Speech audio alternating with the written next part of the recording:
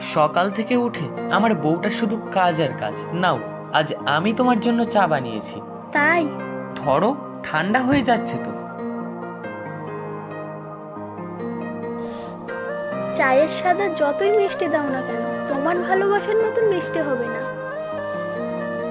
Hello, এই তো অফিসের লাঞ্চ টাইম হলো। খেয়েছো তুমি? না, এবার খাবো, তুমি খেয়ে নাও।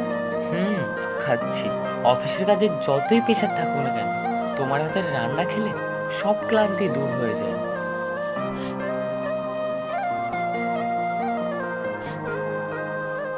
সরি, আমি রাগ করে তোমাকে হয়তো একটু বেশিই কষ্ট দিই। হুম, দাও তো। তুমি ভালো করেই জানো আমি তোমায় ছাড়া কিছু বুঝি না। হুম, সব তো আমারই দোষ। তো কি, তোমার নয় তো কার? ঠিক আছে বাবা, সরি। আরে প্লিজ রাগ করে থেকো না। ভালোবাসা মানে বড় লোকই নয়, ছোট ছোট যত্নই আসল সুখ।